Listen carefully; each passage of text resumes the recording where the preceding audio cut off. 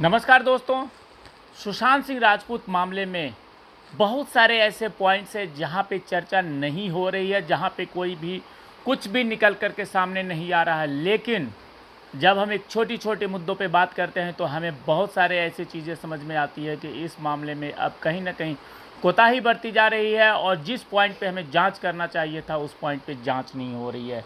आज मैं आपको ऐसे ही एक पॉइंट्स के बारे में बात करता हूं जो कि हम लोग शुरू में काफ़ी बातें हो रही थी इस पॉइंट्स पे और काफ़ी चर्चा हो रही थी कि सुशांत सिंह राजपूत ने आखिर क्यों एक महीने में 50 सिम कार्ड बदले थे, ऐसी क्या बात हुई थी। और इस मामले को बहुत ही ज़ोरों शोरों से उठाया गया था कि ऐसी क्या बात थी कि एक महीने में 50 सिम कार्ड बदले गए। लेकिन जैसे जैसे समय बीतता गया और ये सारी चीज़ें धीरे धीरे शांत पड़ती गई हैं और जांच एजेंसियों की नज़र पता नहीं कहाँ है और किस पे है और जांच एजेंसियां क्या कर रही है। कई बार बातें हो रही है, उठ रही है कि अब नहीं तो कब, अब कब मिलेगा इंसाफ और कब मिलेगा इस पूरे मामले में जांच का खुलासा कब होगा। तो मैं आपको आज उसी विषय पे बात करना चाहता हूं और कह दूं कि इस मामले में शुरू में काफ़ी हंगामा मचा और इसमें एक बात निकल कर के सामने आई थी कि सुशांत सिंह राजपूत ने लगभग उनकी मृत्यु से एक महीना पहले उन्होंने करीब 50 सिम कार्ड बदले थे और मृत्यु के बाद कोई भी ऐसा सुसाइड नोट नहीं मिला जिससे कि यह साबित हो सके कि ये सुसाइड है। और बात हम करते हैं कि ये एक हत्या है और लगातार हम इस बात को पिछले 1.5 साल से कह रहे हैं कि ये एक हत्या है। लेकिन अभी तक जांच एजेंसियों ने इस मामले में कुछ भी ऐसी शुरुआत नहीं की है जिससे कि हम कह सकें कि ये जांच हत्या एंगल पे चल रहा है। और अगर ये सुसाइड केस अगर आप कहते हैं जांच एजेंसी की मैं बात करता हूँ तो कहाँ है सुसाइड का वो नोट? कैसे आप किस आधार पे सुसाइड की बात करने लगे हैं, जबकि ये मामला बिल्कुल ही सरासर हत्या का है।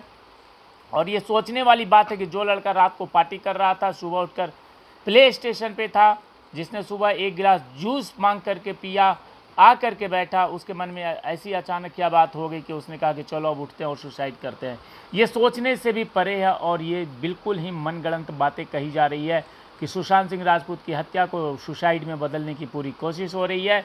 लेकिन जो नॉर्मल व्यक्ति है, जो आराम से सुबह उठ रहा है, चाय पी रहा है, जूस पी रहा है और उसके बाद अचानक से वो सुसाइड कर लेगा, इम्पॉसिबल है।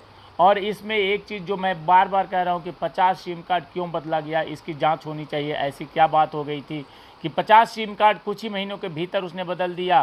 क्योंकि सिम कार्ड तभी बदला जाता है जब किसी को किसी का डर होता है। तो क्या इसमें बॉलीवुड का कोई ऐसा खतरा था, बॉलीवुड माफियाओं का कोई खतरा था जो बार बार धमकी दे रहा था?